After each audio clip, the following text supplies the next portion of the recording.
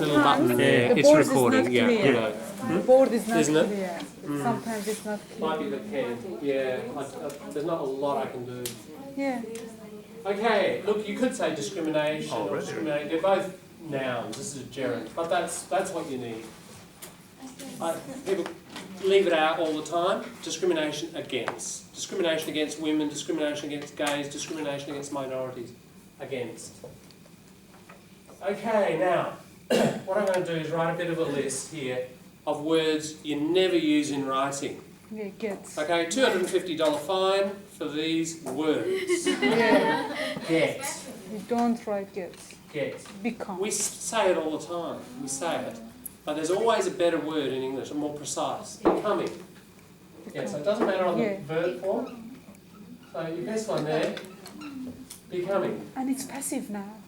There is not any... No, it's a continuous form. It's becoming. It's happening. It's not passive. But I got a prize last week. I was awarded. You know, I get $600 a week. I am paid. You know, make it precise. Get is very spoken. And if you put that up, I'll do something like, remember that one? Spoken, written, problem. So it drops the tone of your writing into speaking. And a lot of native kids write this all the time. And through high school, one of the main English teachers' job is just destroy get, you know, in the writing. Same with that one. Spoken, written, problem. Worse? Becoming worse? Well, no, more complicated is all right. Look, significantly would sound nicer. Can you see how that sounds straight away more formal, more professional? I mean, there are other words too, and we'll come across them as we go, but I'm just going to do this quickly now, just at least make sure, you know, these are problem areas. Don't do them. Lots, a lot. Say it every day, several times, but don't write it. Nowadays, just get that one, throw it in the bin. Again, very spoken. But, you know, I hate that word because you know how much I love IELTS. It's a real IELTS word.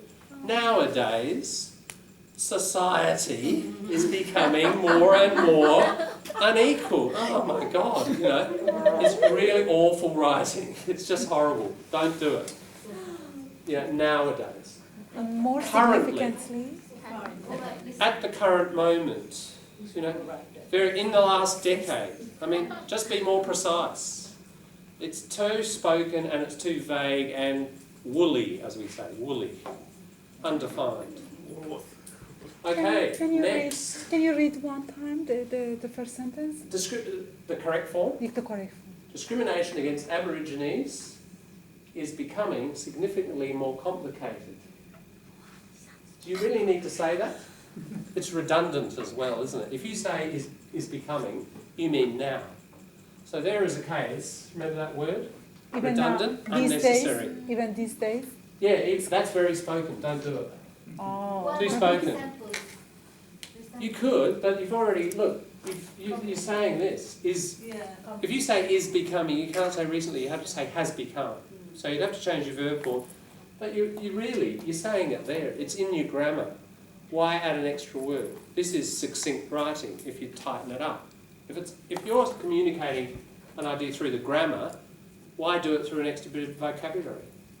Leave it out. It's redundant. It's unnecessary. Okay, it's proof. There is some proof. Okay, but that's not quite what you mean. You changed the meaning. It's proven. It's proven. No, here's your problem. Really simple. It is. So look, things like it's or don't or any of these little things where you have your apostrophe, they are called contractions. In writing, no. Contract means to shrink. You know, on a cold day, a bit of steel gets smaller, doesn't it? And in summer, it gets longer. So contract, expand. So we use this metaphorically about language. Contraction, you take letters out or syllables. Contraction. What about So, hang on. Look, contractions in writing, out. Do not have them. It's not They formal. are spoken, exactly, it's not formal. It gives it a spoken feel. Now, I'm talking about formal professional writing. These are all the rules for formal professional academic writing. If you open up the Saturday paper and some journalist is joking around and so on, like the stuff we're doing this morning in the private English class, you know, sure, that's a different purpose, isn't it? And the person's being very casual and they're throwing in some slang and they sound like they're speaking. That's okay because it's a really different purpose. But most of us are probably not going to be that kind of writer. It's more, we're thinking about professional writing or, you know, study kind of writing. And yeah, just don't use any kind of contractions at all. I'll, shouldn't, can't, won't, you know, any of those things, don't do them. Next thing.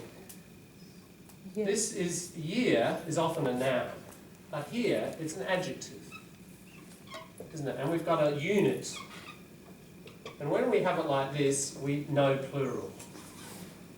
And it's a very common error. So, We didn't need hyphen? Yeah, we need a hyphen between. you could. That's a nice touch. I agree. That's Rolls-Royce English, but I'm not counting it as an error. I agree that's an improvement, but lots of people these days write those without them. And, you know, I do that myself. I think it helps a lot to destroy ambiguity and lack of clarity. But I'm just in this case not counting it as an error, but you're right, that's best practice. What about It's what we call a compound adjective. what about it is a proof? A. No, a proof. Okay, there's a good one. Yeah. Our stuff we were looking at earlier, proof is uncountable. You cannot have proofs. You can only have proofs in like photography and like copies of things. These are proofs, but it's a different meaning. When we're talking about proving something, it's like evidence. You can't have evidences, and you can't have proofs, and you can't have an evidence or a proof. It's proof. Noun uncountable. That's a good thing to bring up. Thank you. Just back here, let's think of other things. I bought, you know, I go fishing and I bought a 4-metre fishing rod. Not 4 metres fishing rod. I'm using it to describe the rod, aren't I? It's an adjective. So any unit, whether it's time or length or weight, you know, there was a 7-kilogram baby born yesterday. Not 7 kilograms baby. The baby weighs 7 kilograms. That's fine. As what we call a complement, the ending of your sentence, adjective, that's fine. But when you use the adjective just before the noun, like that, then you have a unit, you have an amount and then a unit, that unit is never plural. It's a really common error. That's why it's up on the board. All of these are common. Okay, moving on. You could say that, but you don't need to. Right? We're trying to do the minimum changes possible. So, here's the problem. From. Now, again, here's metaphor at work, and it will help you understand a preposition. Point of view is like I'm standing here right now. I can see you guys. From this point of view, I can see everybody in the room. Okay? Go to another point of view here. From this point of view, I can't see Kate. Right? But that's a point of view. Now, all we're doing is metaphorically. This is, some person says, here am I in relation to Adam Goods, and here's somebody else in relation to Adam Goods, and they see things differently, don't they? But it's ultimately a physical thing that's become metaphorical. So let's change it. From here, I can see everybody in the room. No? From here, I can't see Kate. Can you see? From. It's the logical preposition, isn't it? So again, if you dig into the metaphor of these things, usually the preposition is logical. It wouldn't be in. Can you see how in doesn't work? I don't say, in here, I can see everybody in the room. In there, I can't see everybody. It's from this position. Okay, now the other thing about this is, well, let's do the whole thing, we'll come back to this one. Okay, don't need to do that, it's really simple. Affect. Yeah. because that's a verb. And the rule is A for the verb and an E for the noun. And the problem is they're both pronounced the same way with schwa. Affect, affect. And, you know, it's one of those native speaker errors that, you know, year 8, year 9, year 10, as an English teacher, you bash away and just correct it over and over again. And even the bright kids forget it. Okay. Comma. Little thing. Punctuation. We've got two ideas here. Racism can affect people badly.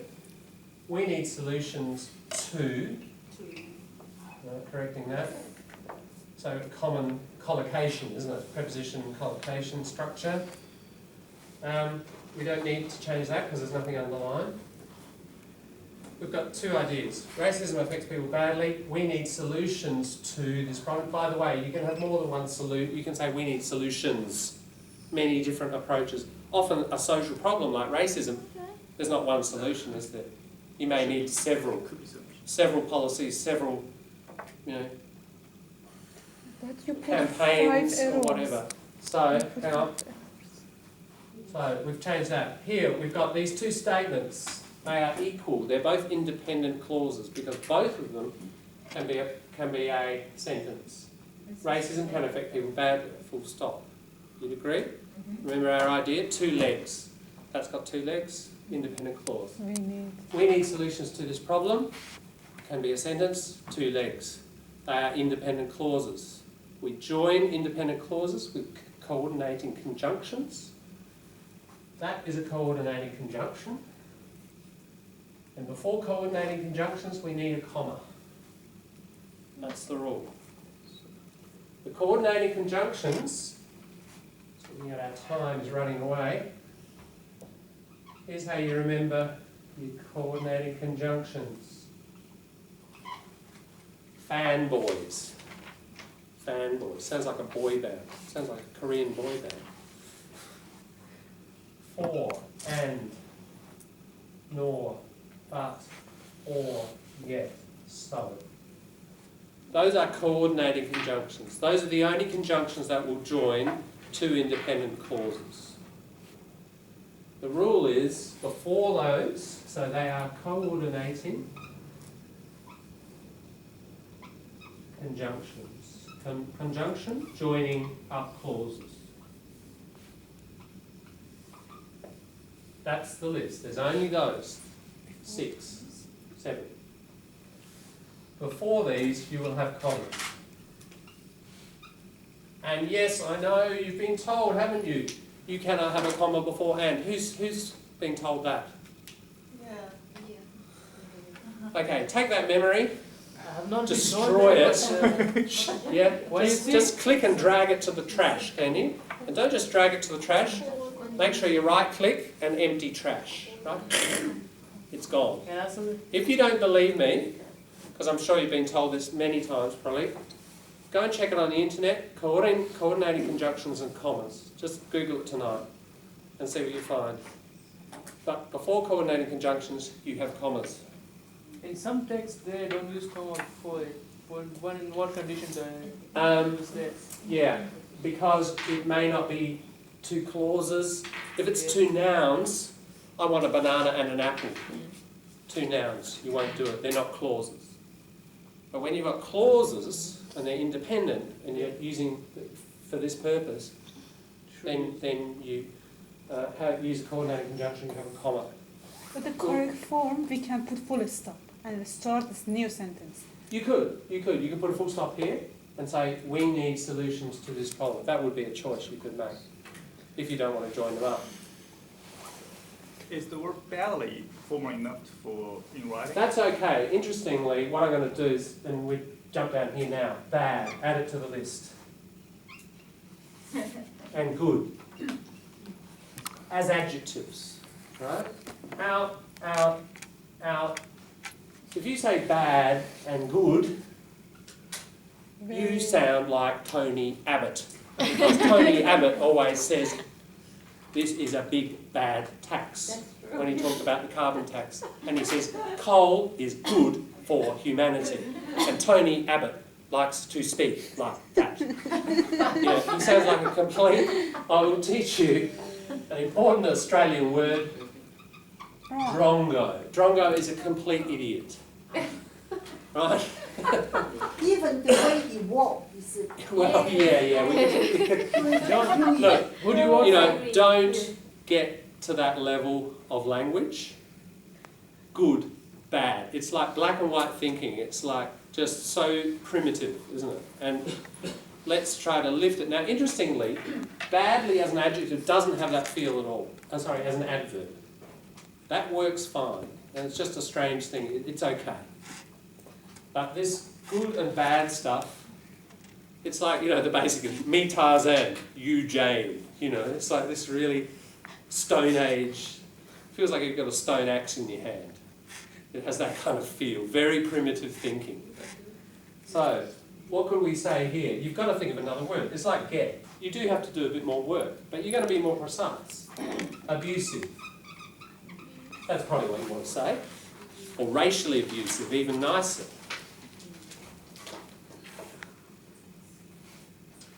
Here, we could do all sorts of things. You could say polite. You could say non-racist. You could say non-discriminatory. There's a million things you could say, but don't say good. Don't say bad. Don't write it. Speaking, I guess, is okay, but don't overuse it. Otherwise, you have the Tony Abbott effect. It sounds bad in speech. There it is. It sounds bad. I'm using it. We do use it in speech, but you don't want to keep using it and say nothing else, otherwise you end up with that problem. What about racism can badly affect on people? No, that's okay. Can affect people badly, that order. We can do something on adverbial order later, but I'm just aware of time. If we say can badly affect on people, is it not still right? on. You can't say on. Can badly affect. Can badly affect people. You could move that to there. Yeah. In between the modal and the main verb. You could move that adverb. Yeah. Okay, the AFL, thank you, that's correct, because league is a common noun. And when we have organisations, and a lot of those words like association, organisation, league, group, that's a common noun. And when we make names from common nouns, you have the definite articles. I'll just mention that quickly because we're going to visit it probably next week when we do articles. But there's that idea of, for many organisations, the Australian Football League, do you remember that word? Yeah. We talked about it? So the spelling is tricky. League, yeah. G-U-E. Take some action. Yeah, look, that one's just fixed in the singular. It doesn't matter if you're recommending 3 actions. We never say take some actions. We say take some action. Sorry, I couldn't see before needs what we have. League. League. Oh, it's a name. You should Yeah. try it. The Australian Football League. So you put the before that. We will revisit this very soon. So I won't go further with that. Yeah. Now, right. I would sort of, right, wrong. Yeah, it's like black, white, it's like bad, good, take them out. You are correct in changing it. Righteous sounds like, righteous, right, sounds like the Bible, it's religion, it's a very biblical word. The righteous man will see God, that kind of stuff. But right is a better choice. However, let's take that out, because I think, again, it's too black and white. And encourage, Appropriate. appropriate's nice. Civil just means like in civil society, whatever. But pick a more appropriate word. Again, it's this issue of not getting black and white and vague, being really precise, sounding a bit more sophisticated and educated with your thinking, yeah? Pushing up. The main reason for, common error. The reason for something. Now, that you could do that, but I wasn't really looking for that. This is the key lesson here. The reason for. Now, a lot of people wrote this, and you need to put people's surnames. That's the point of writing That one is an error. Adam, we kind of almost call Adam Goods Adam because, you know, for a lot of us we feel very affectionate. You know, and I know some discussion on the media, especially people who are very sympathetic, probably wrote that.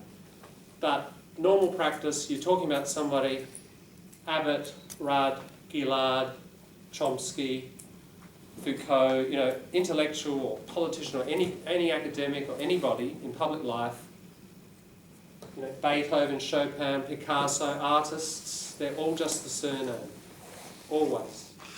So now that becomes a cultural question because are you clear on which one's the surname, the family name, which one's the first given name? You've got to be clear on that, and you just always use the surname. This is important for your essays.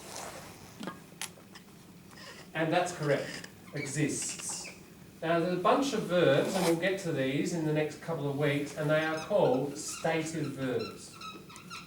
A stative verb in English very rarely has the continuous is existing form.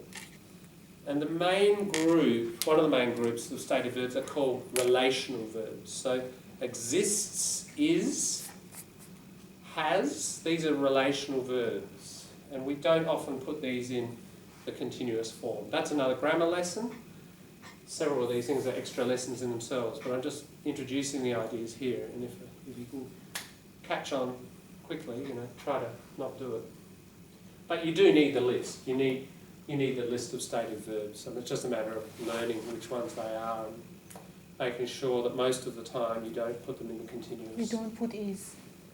Which Yeah, you don't put the is and the ing on it. You just use what we call the simple form. Exists, has. Yeah.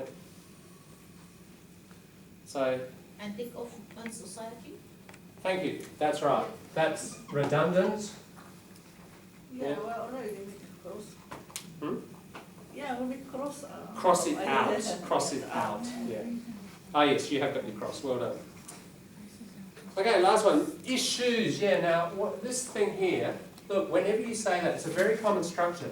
One of my best friend, I hear it all the time. Friends, think of the logic of it. Here's your group of best friends. One of this. You're lucky you've got 7 friends, best friends, that's pretty good. Okay, one of this group, it's a plural, isn't it? One of the students in the class is not here. One of the students. It's always plural. And it's a really, really common error that you've got to watch. We've done that, and here's a tricky one. Next week, despite in. despite of. the fact.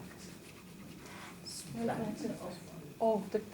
No, don't need not. Despite the fact that. So look, when you learn this, just learn it as a package. It's a collocation. Despite the fact that. The reason is, next week,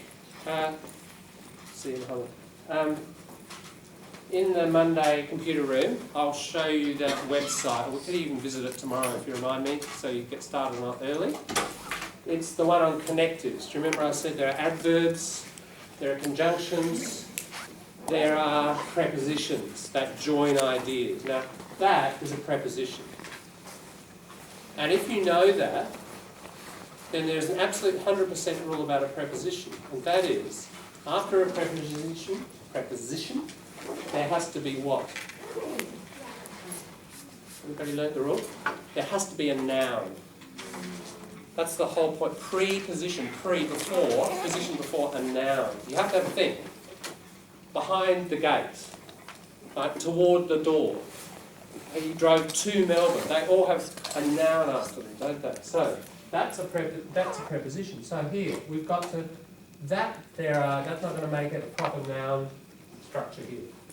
The fact that will help us build a correct noun clause in this case, a noun clause. So that's tricky. And, you know, this is where that website that I mentioned is important, so that all of these sorts of things that you use to connect ideas, you're doing it appropriately and grammatically correctly, you know. So that's why learning the difference between conjunctions, adverbs and prepositions is going to help you control the grammar when you're joining up the ideas. And of course, academic professional writing, you're getting to the point where you're writing quite much longer structures that do connect things, and you want to do it grammatically appropriately. Yeah? All right, that's a rush through. We're kind of about a third of the way through our corrections. Tomorrow I'll probably have your actual writing back, marked with those categories, and you might be able to see some of these things in your very own piece of work. Tomorrow is Judgment Day. Judgment Day, yeah. Thanks everyone, we'll see you then. Thanks, John. Yeah.